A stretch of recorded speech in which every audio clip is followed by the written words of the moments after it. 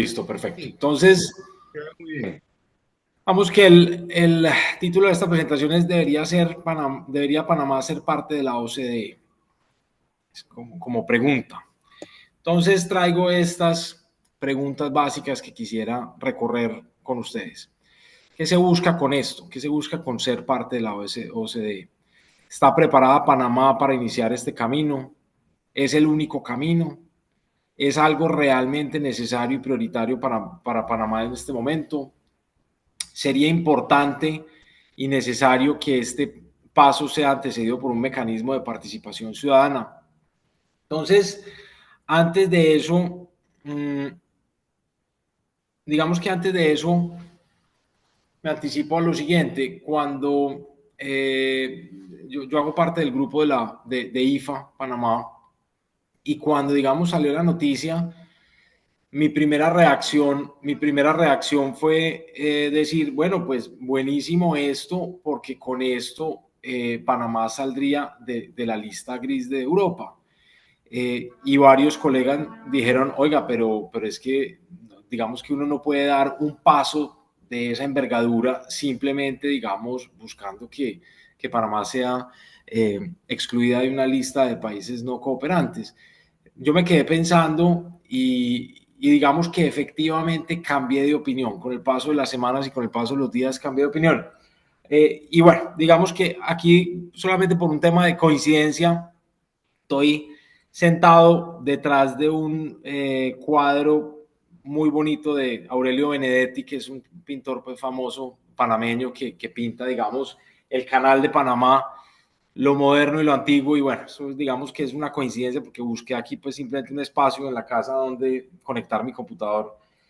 Y vi también este libro que compré hace mucho tiempo en La Rocha, pues algún día que pasé y compré, se llama Nación Panamá. Dice, la comunicación interoceánica como factor determinante de nuestra identidad y de nuestra independencia. Entonces, digamos que todos estos elementos me llevan a pensar, me llevan a concluir lo que en efecto terminé concluyendo, y pues no me voy a adelantar pues porque esa sería mi conclusión pues de esta charla, pero empecemos con las preguntas. Digamos, ¿qué es lo que efectivamente se busca con esto? Yo diría que pues hemos visto las alocuciones del gobierno donde, digamos, legítimamente el gobierno dice, mire, es que no hay razón por la cual tengamos que estar en listas de países no cooperantes cuando no hemos hecho sino cooperar. Desde hace más de 10 años, Panamá ha suscrito el convenio de intercambio automático de información, ha modificado internamente su legislación para digamos, adoptar estándares internacionales de transparencia. Entonces, ¿por qué tiene que seguir estando en una lista de países no cooperantes?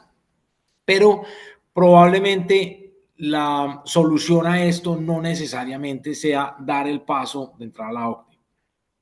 Ahora, otra razón que se puede estar buscando con esto es tener una protección natural geopolítica, ¿cierto? Hemos visto las tensiones mundiales, el tema de China, el tema de Europa, el tema de Estados Unidos, el tema de la importancia de Panamá como, digamos, como paso natural del comercio interoceánico en el mundo y pues la necesidad que hay de proteger este espacio porque es crucial, digamos, para el funcionamiento del mundo. Entonces puede que eso sea también, digamos, una preocupación legítima, pero habría que pensar, digamos, qué tanta protección se lograría alineándose con un grupo de países como son los países de la OCDE versus quedándose en una posición no alineada, ¿cierto? Y el otro tema es, pues, evidentemente, incrementar su grado de inversión, pero vamos a ver que esto, pues, se puede lograr simplemente con un ajuste en las políticas fiscales y en el marco fiscal de largo plazo, que creo que se están dando los pasos correctos. Entonces, pues sería, digamos, una cuestión de tiempo, porque pues evidentemente la pandemia generó pues un deterioro, digamos, fiscal en el país, pero yo creo que eso es un tema que se puede alinear con otras medidas diferentes a a la adhesión a la OCDE. Entonces, miremos qué implica para Panamá iniciar este camino. Primero, le van a hacer unos exámenes de admisión en 185 aspectos, pues que eso es básicamente por lo que pasó Colombia, temas de educación, infraestructura, sostenibilidad, políticas públicas, todos los temas habidos y por haber. Y eso, digamos, que le cambia el enfoque al, digamos, al país, y sobre todo al gobierno. Eh, Le cambia, digamos, esto tiene, digamos, un efecto muy importante en la autonomía, en la autonomía. ¿Por qué? Porque, pues, digamos que la OCDE tiene unos imperativos y eso, digamos, que afecta la agenda legislativa. Entonces, por ejemplo, en Colombia, bueno, cuando Colombia decidió ser parte de la OCDE le dijo, bueno, mire, usted tiene que sacar una ley sobre sanciones al soborno transfronterizo. Ok, entonces, mejor dicho, entonces eso hay que tramitarlo y eso es un compromiso del país, entonces pues hay que negociar con las bancadas para que aprueben la ley. Entonces eso digamos que evidentemente retrasa pues todos otros temas, digamos que son importantes para el país. Revisión integral de sus políticas públicas, incluido el régimen fiscal. Entonces, ¿qué pasa? Por ejemplo, ¿qué pasó en Colombia? En Colombia hemos tenido una reforma tributaria en promedio cada 2 años y esas reformas tributarias desde el año 2012 vienen encaminadas a incluir, digamos, todas las instituciones que son importantes para la OCDE.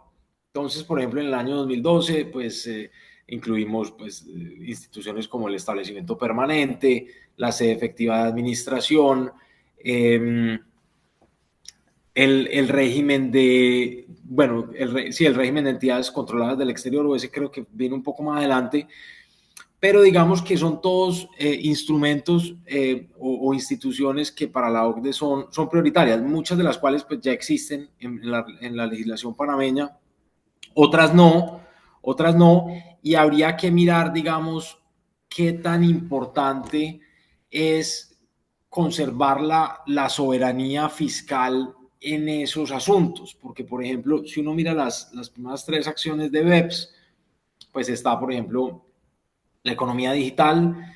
En materia de economía digital tuvimos un régimen de presencia económica significativa que es un tema que ha generado mucha polémica porque tiene, digamos, muchas interpretaciones y obviamente afecta la inversión extranjera en cierta medida.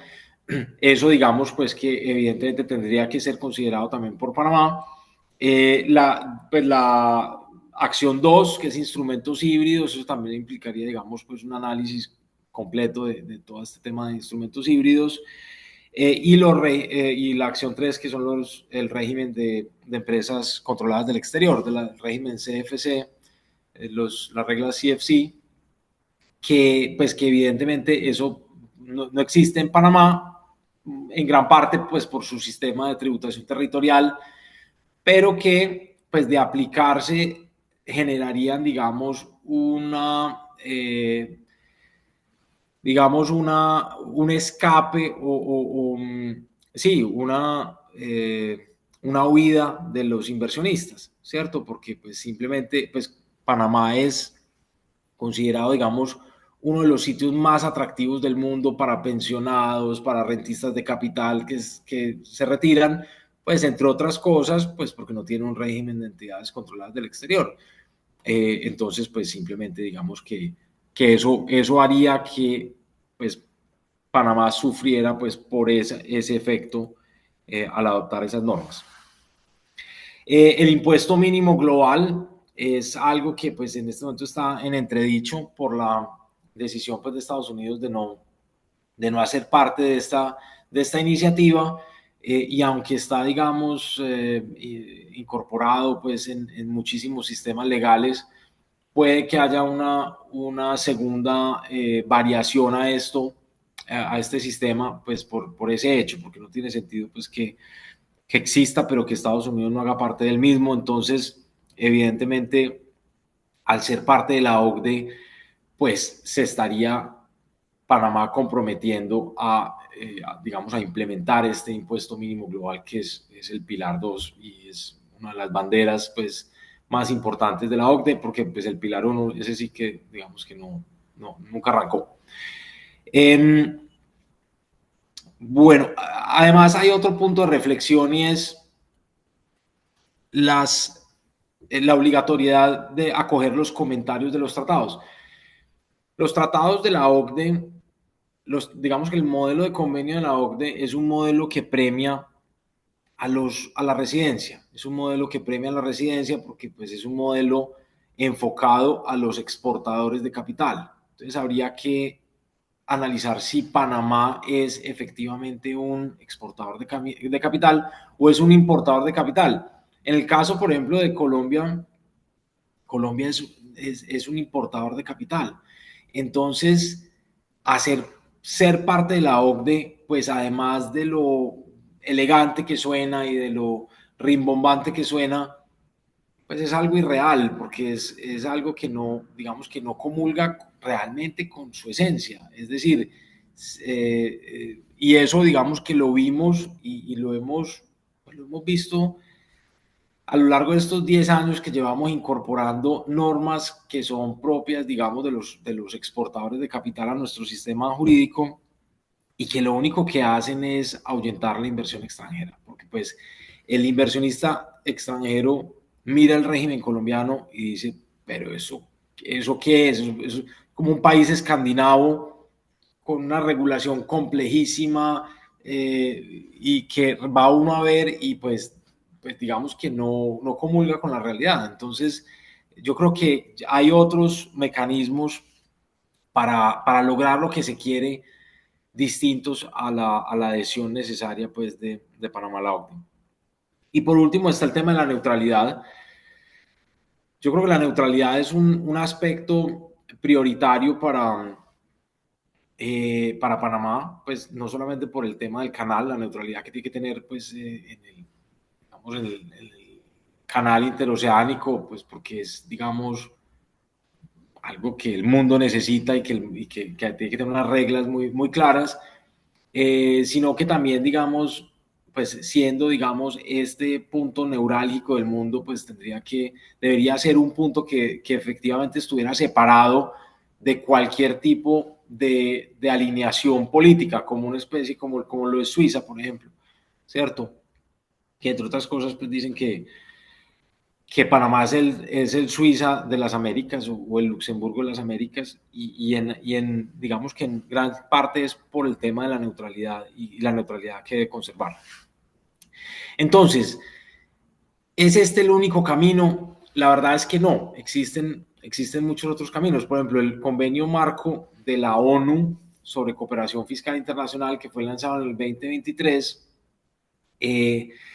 recordemos que, digamos, en la Asamblea General de la ONU, varios países dijeron, vea, ¿sabe qué? Pues es que la OCDE es la que está teniendo, digamos, como esta preeminencia en lo tributario y la ONU, digamos, que congrega más países en número, debería hacer lo mismo. Es decir, simplemente debería llevar las banderas de los países que son importadores de capital, ¿cierto? Que es la gran mayoría de los países del mundo. Entonces se juntaron muchos países, hicieron su declaración de que harían un convenio marco de la ONU sobre cooperación fiscal internacional. No mucho ha pasado, pero digamos que ese es un camino que sería explorar en igualdad de condiciones a explorar el camino de la OCDE. Me acuerdo de un artículo que escribió José Rafael Reyes de Morgan y Morgan en la prensa, me parece, donde él decía, hace como una semana escribió este artículo, donde él decía, mire, ¿qué pasa en una empresa? Asumamos que Panamá es una empresa y asumamos que el presidente es, digamos, que el presidente es el gerente de la empresa. Entonces, ¿qué pasaría en una empresa si un día llega el gerente y dice, bueno, solicité el ingreso a un club y bueno, entonces dicen, bueno, ok, bueno, ¿y este club qué beneficios tiene? No, pues vea, tiene cancha de tenis, tiene cancha de polo, tiene... ¿Y cómo vamos a sostener eso? Entonces dicen, no, pues es que no está muy claro, pero digamos que tenemos todos estos beneficios. Entonces, realmente no sería, digamos, como lo ideal que un empresario hiciera eso y por lo tanto tampoco es el camino, digamos, apropiado que un país haga eso. Es decir, está muy bien entrar a ser parte de algo, pero eso tiene unos costos pues, que hay que revisar y que hay que poner en una balanza costo-beneficio. Entonces, digamos que la primera alternativa es esa, el convenio marco de la ONU. La segunda es la de la Alianza del Pacífico. Panamá es un estado asociado en proceso de incorporación desde el 2012. Eso digamos pues que simplemente no ha avanzado, porque pues habrá otras prioridades más importantes, pero digamos que es algo que se puede retomar y ahí hay un grupo grande de países y hay digamos pues digamos que hay unas ventajas no solamente comerciales, sino también tributarias, por ejemplo, en el tema del tratamiento fiscal de los fondos de pensiones, etcétera. Pues digamos que no es algo comparable, pero eso podría ser una alternativa. La otra es la CELAC, organismo de la cual Panamá hace parte, que tampoco tiene, digamos, un modelo de convenio ni tiene, digamos, un programa fiscal, pero podría perfectamente tenerlo. Y la última es la Comunidad Andina de Naciones, pues evidentemente pues no tendría mucho sentido geográficamente uno decir que Panamá es miembro de la Comunidad Andina, pero si miramos el caso de Mercosur, digamos a donde Panamá también se está incorporando, pues tampoco es que Panamá quede en el sur de Latinoamérica, entonces esos temas, digamos, geográficos, pues ya no son un impedimento. La Comunidad Andina de Naciones pues tiene, digamos, un sistema de derecho tributario supranacional que premia también la fuente. En ese sentido, digamos, puede ser interesante para Panamá y que tiene algunas cosas interesantes, por ejemplo, eh, como las sociedades, eh, las empresas multinacionales andinas, las EMAS, que se constituyen, que tienen pues una serie de beneficios transfronterizos, fiscales transfronterizos, etc. Entonces esas son simplemente, pues digamos, alternativas. ¿Es algo realmente necesario y prioritario para Panamá entrar a la OCDE en este momento?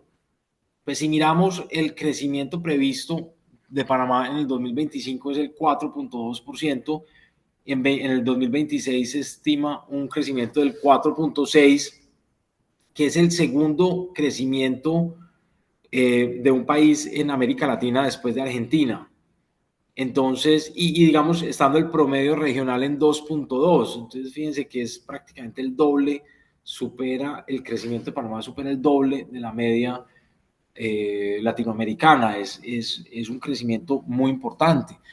Entonces, no ve uno, digamos, la necesidad imperante de tomar este paso en este momento.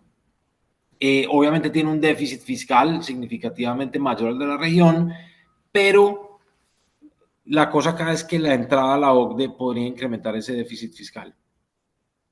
¿Por qué? Porque es que la OCDE entra con una cantidad de requisitos, de cambios institucionales, de temas, por ejemplo, regulatorios, por ejemplo, que muchas veces terminan siendo inconstitucionales, que es otra cosa que hay que mirar. Es otra cosa que hay que mirar, digamos, que si esto puede llegar a ser o no inconstitucional. Por ejemplo, en Colombia, digamos, por un requisito de la OCDE, se estableció que el periodo de los superintendentes de industria y comercio, de sociedades, el superintendente financiero, tenía que ser el mismo periodo del presidente. Es decir, para que hubiera como una especie de inamovilidad. Es decir, que no pudieran las políticas que los superintendentes manejaban cambiarse simplemente por el cambio de funcionario. Resulta que eso, pues sacaron los decretos, esos decretos se demandan ante el Consejo de Estado y se declaran nulos por cuanto digamos que creo que fue una nulidad por inconstitucionalidad, porque la Constitución dice que los superintendentes son libremente removibles, ¿cierto? Entonces, simplemente un decreto, pues, transgredía una norma de carácter legal y constitucional. Entonces, ahí hay que tener, digamos, cuidado, digamos, con ese tipo de aproximaciones. Digamos, otro tema es la importancia del Centro Bancario Internacional en Panamá, porque la OCDE es muy proclive al tema de los bancos centrales, de la estabilidad, digamos, macroeconómica con los bancos centrales.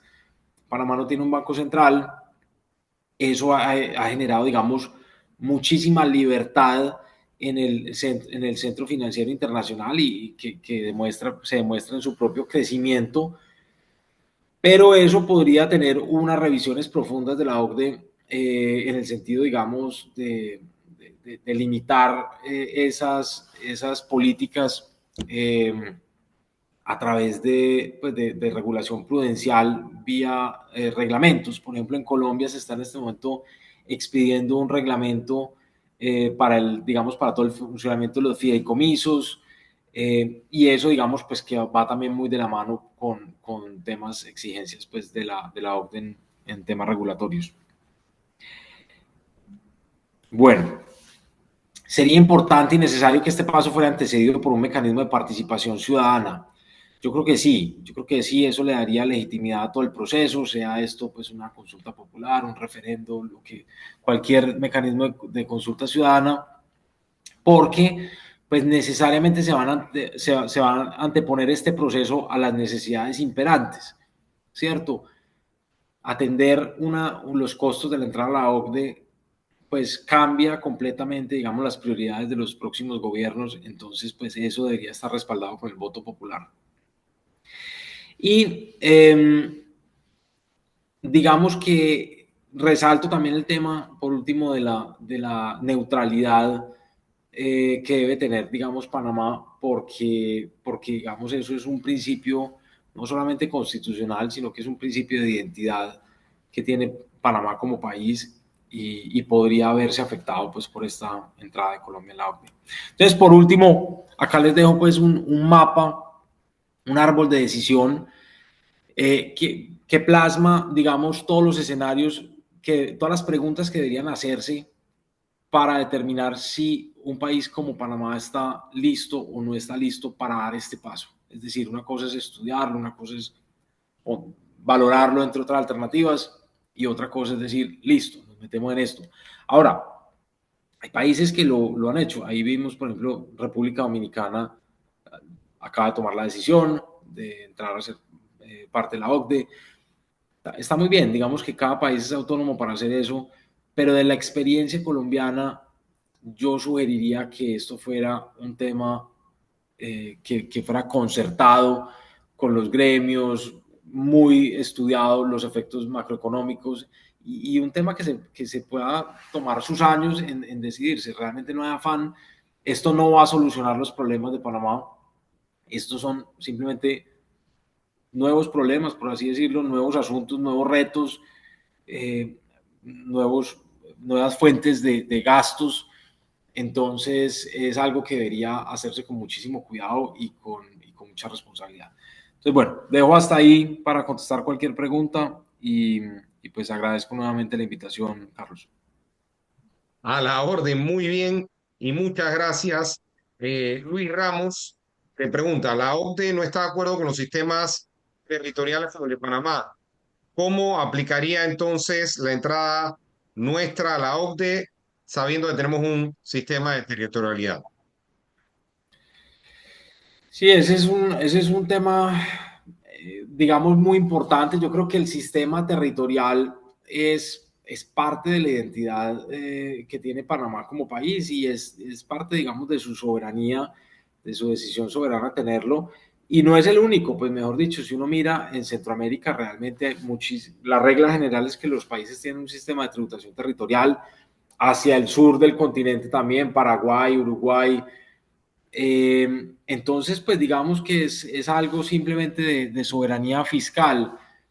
Existen, por ejemplo, países como Costa Rica, que son miembros de la OCDE, que siguen teniendo su sistema de tributación territorial. Lo que pasa es que, pues, evidentemente va a haber una presión grande para que incorporen a estos sistemas, pues, los elementos que ya revisamos. Entonces, las reglas CFC,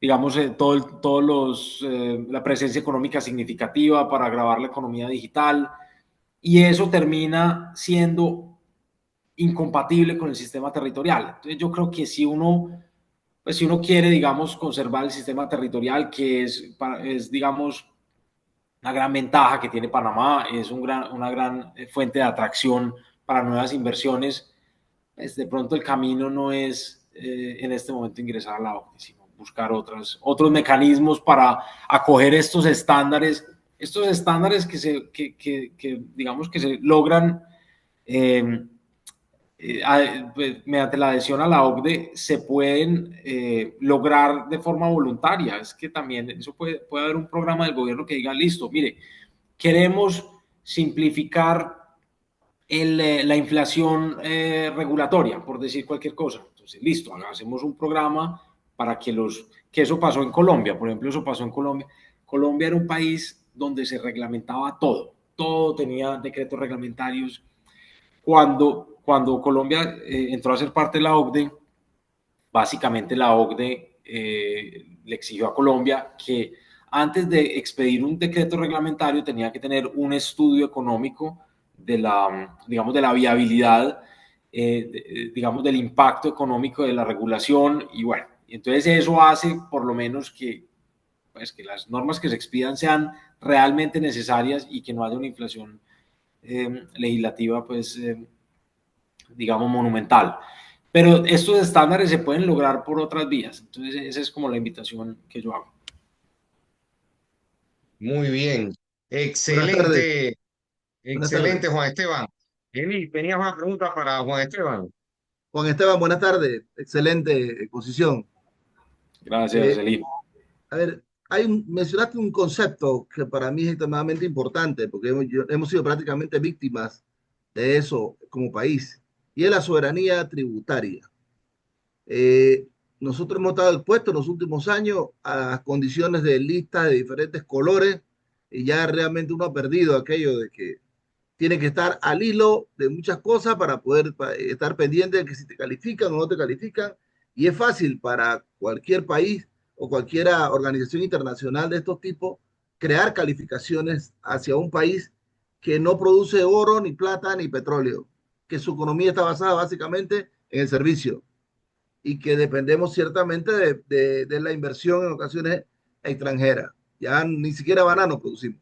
Entonces, el tema es que adherirnos a este tipo de organizaciones nos crean regulaciones, nos crean limitaciones en nuestra soberanía tributaria. Nuestro problema tributario realmente lo resolvemos localmente, creando normas y creando sistemas de fiscalización y controles internos. O sea, realmente en ocasiones no comparto muchas de las regulaciones que se nos imponen del exterior. Somos un país, para empezar, pequeño y tenemos una economía centrada en el servicio y que tenemos que mantener la soberanía tributaria de nuestro sistema territorial y de fuente. No podemos permitir que eso realmente se violente. El día que eso se violente, realmente sí siento que es mi opinión muy personal, disculpa, nos afectaría económicamente, sí nos afectaría. Gracias, Juan Esteban.